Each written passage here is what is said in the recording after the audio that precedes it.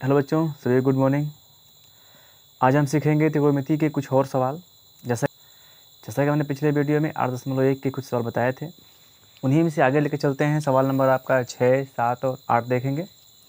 सवाल नंबर 6 जो कह रहा है वो कह रहा है आपका कि यदि कोण ए कोण बी न्यून कोण हो जहाँ कास ए बराबर कास बी, तो सिद्ध कीजिए कोण ए बराबर कोण बी होगा। कैसे सिद्ध करेंगे, इसमें ध्यान रखना है कि यहाँ पर दो कोण क्या दिए गए हैं, न्यून कोण दिए गए हैं। सबसे पहले हम क्या करते हैं, एक त्रिभुज बना लेते हैं। यहाँ हमने बना दिया एक त्रिभुज, यह बन जाएगा समकोण त्रिभुज। देखिए यहाँ पर दो जो कोण दिए हैं ए और बी, दोनों न्यून कोण दिए गए हैं, इसलिए यह बिंदु हमारा सी होगा, क्योंकि सी समकोण बन जाएगा। उसके अलावा जो ए और बी बनेंगे वही दोनों क्या हो जाएंगे, न्यून कोण हो जाएंगे। चलिए यहाँ पर देख लेते हैं, यह बन जाएगा हमारा कौन सा कोण ए न्यून कोण, दूसरा क्या बन जाएगा, बी बन जाएगा न्यून कोण। यहाँ देखिए क्या दिया गया है, कास ए बराबर कास बी दिया गया है। यदि हम इसका प्रयोग करना चाहते हैं, यदि यहाँ हम देखेंगे तो कास ए बराबर कितना हो जाए, यहाँ से कास ए का फॉर्मूला बना सकते हैं। आपका मालूम है कैसे अनुपात निकाला जाता है, लाल बटा के कका से। यदि हम यहाँ पर कास ए की बात करते हैं तो हो जाएगा कौन सा, आधार बटा के कोण।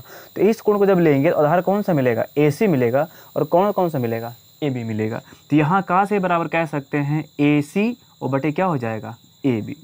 देखिए इस कोण के लिए हमारा क्या है, आधार है, और यह हमारा क्या हो जाएगा, इसके लिए लंब हो जाएगा, इस कोण के लिए है। ठीक, तो इसलिए हमने यहाँ पे क्या लिखा है, कास ए बराबर ए सी बटा के ए बी बन गया। दूसरा जो आपको दिया गया है कास बी, यदि हम कास बी का प्रयोग करना चाहते हैं तो कास बी को जब लेके चलेंगे, इस वाले कोण को लेंगे, तो उस समय यह हमारा क्या हो जाएगा, आधार हो जाएगा, और इसके लिए सामने वाले भुजा क्या हो जाएगी, लंब हो जाएगी। तो यहाँ पर भी वही मिलेगा सूत्र आपका, आधार बटा के कोण। तो आधार हो जाएगा हमारा कौन सा, सी बी, या फिर कह सकते हैं बी सी, और कोण कौन सा हो जाएगा, ए बी। तो यहाँ बन जाएगा बी सी और बटे क्या हो जाएगा, ए बी। चलिए सवाल में कह रहा है कि दोनों अनुपात क्या दिए गए हैं, बराबर दिए गए हैं। प्रश्नानुसार कह सकते हैं कास ए बराबर कास बी। जब दोनों बराबर दिया गया है, दोनों को बराबर कर लेते हैं, तो यहाँ पर कास ए का मान है ए सी और बटे कौन सा, ए बी, बराबर इसका मान कौन सा है, बी सी और बटे कौन सा, ए बी। यहाँ हम देख रहे हैं कि दोनों का जो अनुपात बटे वाला है, हर वाला क्या दिया है, बराबर दिया है, दोनों को काट लेंगे। तो जब ये कट जाएगा तो क्या बचेगा, ऊपर वाला मान बचेगा ए सी बराबर बी सी बचेगा, ए सी बराबर बी सी। ठीक, तो इसी त्रिभुज में ए बी सी में हम देख रहे हैं कि ए सी और बी सी क्या हो गया, आपस में बराबर हो गया। ए सी और बी सी आपस में क्या हो गया, बराबर हो गया। जब ये बराबर हो गया है तो इसको तो कह सकते हैं कि क्या बन जाएगा, एक समद्विबाहु त्रिभुज बन जाएगा। अब देखिए यहाँ पर एक प्रमेय काम करता है। यहाँ पर किसी समद्विबाहु त्रिभुज में बराबर भुजाओं के सम्मुख कोण भी क्या होते हैं, बराबर होते हैं। सम्मुख कोण बराबर होते हैं।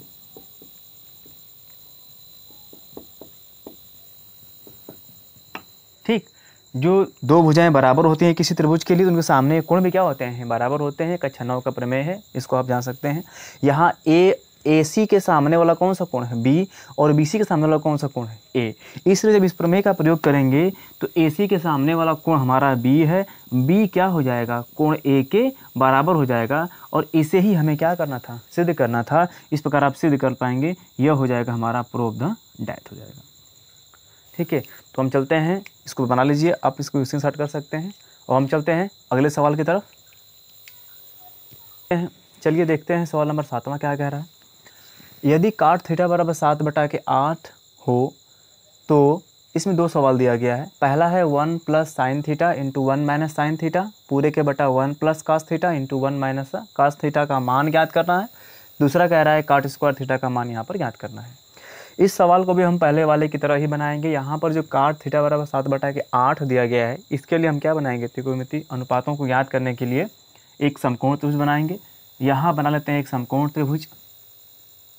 यहाँ मान लेते हैं कि ए बी और क्या बन जाएगा, सी बन जाएगा, जहाँ पर बी क्या होगा, 90 अंश हो जाएगा। इस वाले को मान लेते हैं कि थीटा दिया गया है। तो जब ये कोण यहाँ पर बना हुआ है तो इसका मतलब ये क्या हो जाएगा, आपका आधार हो जाएगा।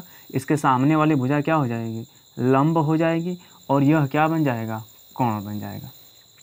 ठीक है ना। अब हम बात कर लेते हैं काट थीटा के लिए। तो सबसे पहले हम क्या करेंगे, यहाँ पर काट थीटा को हल करते हैं। दिया गया है काट थीटा बराबर 7 बटा के 8। तो इसको हम जानते हैं कि काट का जो अनुपात कितना होता है आपका, लाल बटा कक्का में चेक करेंगे, लाल बटा के कक्का पे, तो यहाँ से देखेंगे तो यह वाला मान मिलेगा, यह वाला इस टाइप से जाएगा, नीचे से जाएगा ऊपर, आधार बटा क्या होगा, लंब होगा। तो यह हो जाएगा आधार और बटे क्या मिलेगा, लंब मिलेगा। तो यहाँ आप देख सकते हैं कि आधार का मान कौन सा लिया जाएगा, यहाँ पर आधार कौन सा है, BC है, BC और बटे लंब कौन सा हो जाएगा, AB हो जाएगा। यदि हम यहाँ से BC का मान लेना चाहते हैं तो बताया गया था जब अनुपात होता है तो हमें कोई कांस्टेंट मानना पड़ता है, तो BC का मान कितना हो जाएगा, 7K।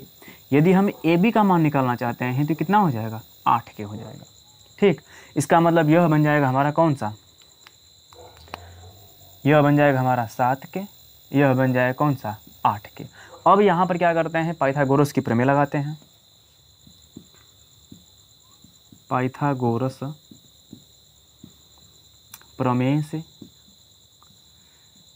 यदि यहाँ पाइथागोरस की प्रमेय लगाते हैं तो यह कोण का स्क्वायर बराबर क्या होता है आपका, कोण का स्क्वायर बराबर आधार का स्क्वायर प्लस लंब का स्क्वायर। अगर इस पर आप रख लेते हैं तो कहीं ना कहीं AC का मान निकाल पाएंगे। यहाँ AC स्क्वायर होगा, AB का मान कौन दिया गया, 8K, तो यह बन जाएगा 8K का स्क्वायर प्लस BC का मान कितना होगा, 7K का स्क्वायर। इसे हल कर लेते हैं तो 8K का मान कितना मिल जाएगा आपका, 64K स्क्वायर और प्लस इसका मान कितना हो जाएगा, 49K स्क्वायर। दोनों जुड़ जाएगा तो AC का मान कितना आ जाएगा, कौड़ी में आ जाएगा, जोड़ लेते हैं, मान कितना मिलेगा, 113K स्क्वायर होगा। जो कौड़ी से बाहर निकल जाएगा K स्क्वायर, तो यह मिल जाएगा 113 कौड़ी में, और कौड़ी के बाहर कौन आ जाएगा, K आ जाएगा। इसलिए कोण का मान कौन सा मिल जाएगा, 113 और K मिल जाएगा। हर सवाल आपका इसमें एक ही प्रकार से दिया गया है। हमें क्या करना होगा, कोई भी अनुपात दिया गया होगा, हम समकोण त्रिभुज बनाएंगे जिसमें सभी भुजाओं का मान याद करेंगे, और भुजाओं का मान जब निकाल लेंगे तो किसी भी अनुपात का मान यहाँ पर हम निकाल सकते हैं। तो यहाँ हमने वही चीज़ किया, यहाँ पर कोण का मान नहीं दिया गया था, कोण का मान निकाला। अब जो सवाल आपका दिया है पहला वाला, 1 + sin θ 1 - sin θ बटे के 1 + cos θ और 1 - cos θ, इसमें मानों को रख करके हम क्या कर सकते हैं, हल कर सकते हैं। यहाँ अभी हमने इसके सरसमीकाओं को नहीं बताया है, पर यदि आप इसका ये सवाल पेपर में आ जाता है तो सरसमीका का प्रयोग कर सकते हैं, इसको हल कर पाएंगे। चलिए लगाते हैं, देखते हैं कैसे बन पाएगा। इसको हटा देते हैं यहाँ पर।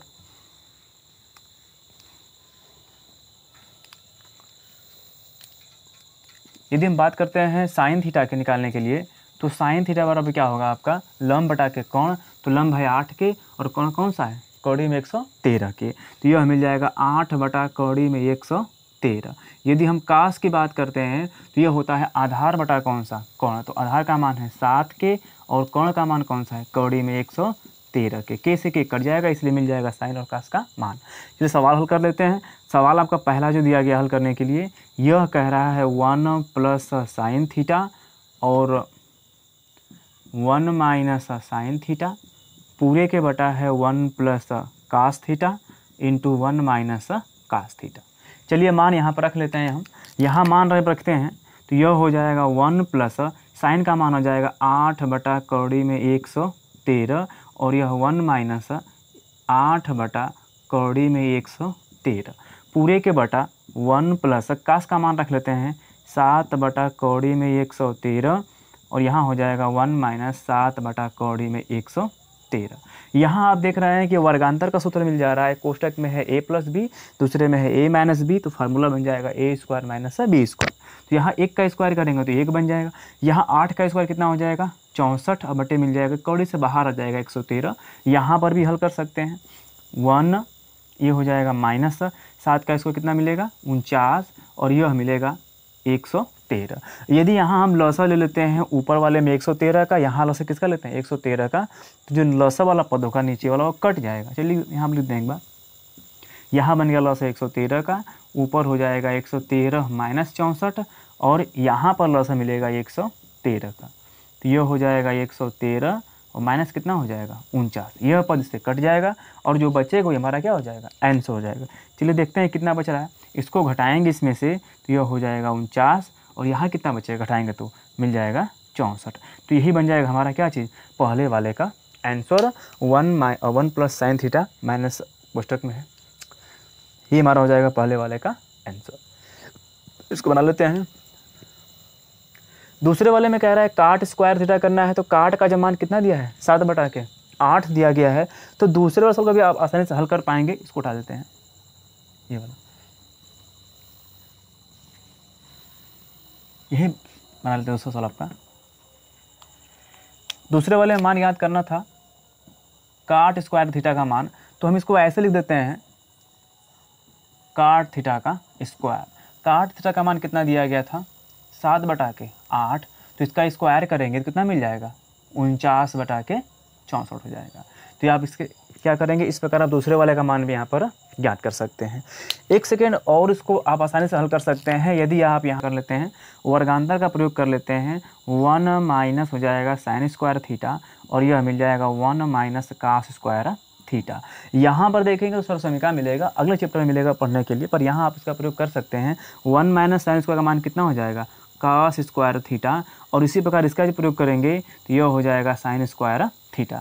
सर समीकरण जो होता है वो होता है sine square theta plus cos square theta बराबर 1 के लिए होता है।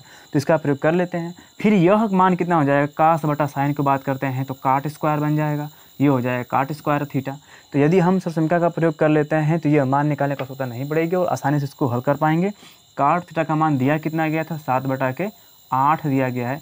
यदि इसका स्क्वायर कर लेंगे तो मान कितना आ जाएगा 49/64 आ जाएगा। तो आप दोनों तरीक़ों से जो है सवाल नंबर पहले का उपयोग कर सकते हैं। और आज के लिए इतना ही रहेगा। वीडियो पसंद आ रहा है तो वीडियो को लाइक करिए, चैनल को सब्सक्राइब करिए, दोस्तों में वीडियो को शेयर करिए। Thank you.